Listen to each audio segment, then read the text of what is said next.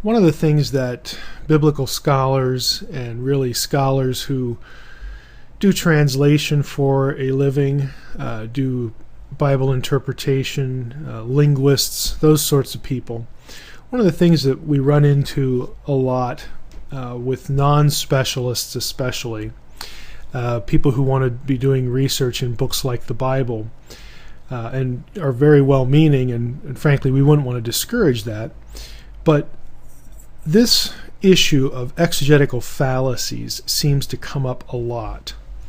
An exegetical fallacy is a phrase that is probably not really familiar to you if you're not a specialist, if you're not a biblical scholar, if you don't work in Bible interpretation regularly.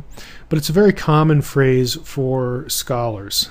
Everybody knows what an exegetical fallacy is, and a whole list of the possibilities, different kinds of exegetical fallacies. What I want to do here is show you some of the more common ones and basically make the point, again, people might not like to hear this, but it's true. A lot of the research you read on the internet, a lot of the research you'll read in books that is done by non-specialists, people who lack the credentials in biblical language work, in translation skills. They lack the academic backgrounds in these things. A lot of what you read will just be littered and cluttered with exegetical fallacies, and that is the material you're reading, the conclusions that are drawn, what you're getting from that thing you're reading, whether it's a book or a blog or a website, is wrong. Because languages just don't work the way that a lot of these researchers try to make them work or want to believe they work. I'm going to illustrate that here. So I have here 5 of the more common fallacies. The foreign root fallacy, that is the idea that we get the meaning of a particular English word based upon its Latin or Greek root that you can find like in Webster's dictionary. Then there's the root fallacy, the idea that a shared root among several words somehow determines the meaning of those words. Then there's something called the etymological fallacy, where supposedly the constituent parts of words, when you take them apart and then put them back together, that determines the meaning of the word. Fourth, there's the sound fallacy, and this takes 2 varieties. The idea that shared sounds between words in the same language means that they have a shared meaning. And the second variety is that shared sounds between words in a different language, between 2 different languages, or 3 or whatever, that somehow allows the meaning of those words, the meaning of the words between the different languages, to be shared, essentially to be mixed and matched, or to dictate meanings in the other languages from one of the different languages. And lastly, there's the totality transfer fallacy.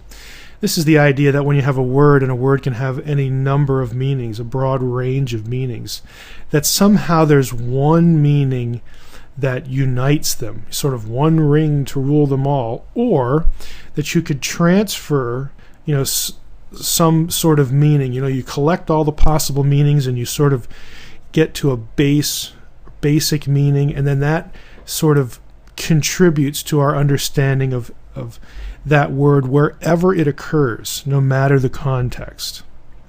Now, all of these are fallacies. They're well known to scholars, and if you're doing Bible interpretation using these methods, your interpretation is going to be wrong. It's going to be flawed. Let me give you illustrations of each one. The foreign root fallacy, again, that's the idea that the meaning of an English word is determined by, in this case, this illustration, a Latin root. Now, why is this a fallacy? Well, one illustration, our word nice comes from the Latin nescius, which means ignorant. Now, it's very obvious that the Latin root meaning does not transfer to the English word nice. And so you can tell very easily from this example that it doesn't matter what the Latin root was. It doesn't matter what that Latin root meant. It has nothing to do with the word that has evolved in English. What determines word meaning always, the golden rule, is context.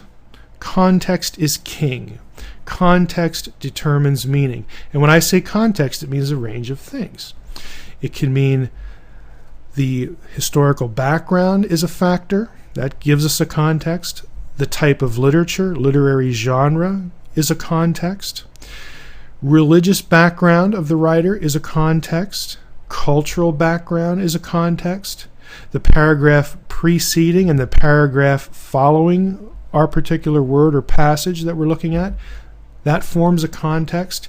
Even the location of our word and its relationship to other words in the same sentence forms a context. These are the kinds of things that need to inform your understanding of a word's meaning, not an original root from another language. Second one, the root fallacy. Again, this is the idea that shared roots determine meaning. Really? Again, this is easy to illustrate as a fallacy. In Greek, the word timao means to honor. There's another word in Greek, epitimao, which means to rebuke. Now, those two terms very obviously share a root, T-I-M, tim. Now, this fallacy, if we were to employ it, would have Jesus honoring demons, and it would change one of the 10 commandments to rebuke your parents instead of honor your parents. Look at the illustration. Matthew 19:19, we have timao your father and mother. Honor your father and mother. And in Mark 1:25 and 26, Jesus is confronting a demon, and we read, but Jesus epitimao him. Jesus rebuked him, saying, be silent and come out of him. And the unclean spirit came out of him. Now, if the root sort of united or fused these two, and you could sort of derive a shared meaning, you could interchange them, but you very obviously can't interchange these things here, because like I said, you'd have Jesus honoring demons, and you'd be commanded by God to rebuke your parents. They're not interchangeable. And you can see from the examples, timao and epitimao, their meanings, you can't really come up with a common ancestor, so to speak, a common meaning ancestor out of which both honor and rebuke could come. They are mutually exclusive ideas. Okay? So the root fallacy just falls apart here. This is not how meaning is determined. Meaning is determined by context, and again, there's a whole range of contexts. Just remember, context is king. Third one, the etymological fallacy, which is a fun one. This is the idea that constituent parts of words determine meaning. Two illustrations in Greek, anaginosko. Okay, there's a verb, anaginosko, two parts, ana, which means up or above, and ginosko, which means to know.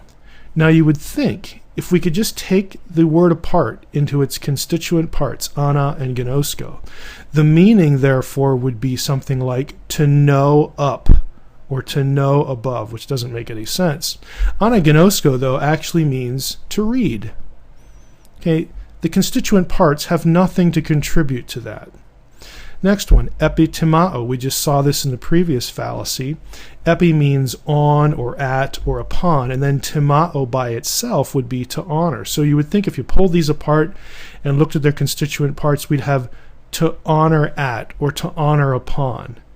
But that isn't what it means. We just saw that it means to rebuke. Again, the constituent parts do not create the meaning. English has a whole host of these. Butterfly. Butter and fly, okay, are not going to give you the meaning of butterfly. Butter doesn't fly, and flies are not buttery. Okay? Headship. Okay? Head and ship. Okay, the head, the thing on top of your shoulders, and ship, some big craft that floats in the water. You put those together, they have nothing to do with the meaning of headship, which is leadership. I hope you get the point.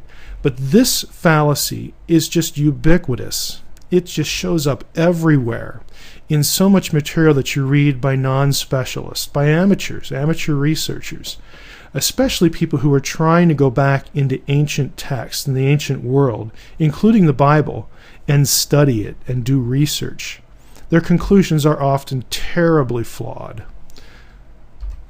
Next one, the sound fallacy. Two varieties here again. The first one is that shared sounds between words in the same language create a shared meaning or allow a shared meaning. Two English examples here. The words wine and wine. Okay, there's no relationship. There's no inherent semantic relationship between the two. And you wouldn't interpret either that way. The same thing for rain, R-A-I-N, and reign, R-E-I-G-N. One is water that falls from the sky, and the other is kingship or rulership. There's no relationship between them, even though they sound exactly the same. Second variety here, shared sounds between words in different languages. Do those allow meaning of those words, meanings to be transferred from one language to the other? Does one set of sounds in one language inform our understanding of the same set of sounds in another? Again, you'll see this everywhere. People on the internet, like William Henry, I think of right away, does this sort of thing. Actually, William Henry does all of these fallacies and does them frequently. But he's especially fond, I guess, of this one, these sort of sound relationships. The fact that I can make a set of sounds in English does not mean that the same set of sounds in Chinese carries the meaning that my English word does, and vice versa. The reverse is true. Examples. In Hebrew, we have Y-A-M, yam, or yam, and in English we have yam. Okay, we know what in English a yam is. It's a sweet potato, okay? In Hebrew, yam or yam is a body of water, like a sea or a lake. Hebrew, the next one, bo. This is a verb in Hebrew. It means to go or to come or to arrive, as opposed to the English word bow, the noun, like bow and arrow. Again, there's just no relationship. It doesn't matter that they sound the same. One doesn't inform the other. Last one, the Hebrew word kol, which is a word that means all or every or whole, entire, and English coal, C-O-A-L. Again, obviously no relationship at all. But yet this is done all the time, both by people who want to interpret the Bible and people who want to interpret other ancient texts. Last one, the totality transfer fallacy. This is the attempt to engage in the transfer of all meanings of a word in any given passage and import that, somehow import all the meanings into any given occurrence of the word anywhere. Or again, to sort of take all the meanings and try to come up with one base meaning and then impose that everywhere else that word occurs. It just doesn't work this way. Languages do not work this way. Some funny examples. If I said about a friend, he has a fetching wife. Well, I don't mean that she's a dog, and if he threw something, she'd run and go grab it with her mouth and bring it back. Okay, fetching can mean that as a verb, but in this instance, in this context, okay, the word wife tells you what we mean. Again, the context of the words around the word we're interested in. In this context, it means he has an attractive wife. Okay. Next one, you need to brand yourself. Well, ouch, that would hurt, wouldn't it, if you took a hot iron and plastered it against your skin and watched it burn a little bit, and burn a symbol on yourself. No, that isn't at all what we're talking about. Branding can, in business parlance, in business context, again, refers to building a reputation or building notoriety, building recognition of either yourself or a product. Lastly, I'm spoiled. Well, does that mean that I need to be taken out and thrown in the trash because we can't eat you anymore? Again, you get the idea. Context is everything. We wouldn't take a word like spoiled or fetching or brand and make a list like I've done here below with English board. Just try it. We wouldn't list out meanings and then sort of scratch our heads and think, okay, what common base meaning can I contrive? And that's what you're doing. Can I invent? Can I fabricate? That could sort of explain all of these possibilities. And when I get that, That must be the fundamental, the base, almost the divine meaning of this word. And that I can therefore take to any place, any verse, if we're doing Bible stuff, and import that meaning into that passage. That's illegitimate. That's a fallacy. Languages do not work this way. English board, I think, some words just have a multitude of meanings. If this was a noun, it could be a piece of sawed lumber. It could be daily meals, like in the phrase room and board. It could be a council or association. I earned a place on the board. The side of a ship. Electrical panel, circuit board, a writing surface, like a whiteboard. If it's a verb we're talking about, it could mean to climb on or to seal up, like you board up a window, preparing for a hurricane or something. Or it could be you smash another hockey player, into the boards. You check them. Check it would be a word that we could use to illustrate this too. Again, languages just don't work this way.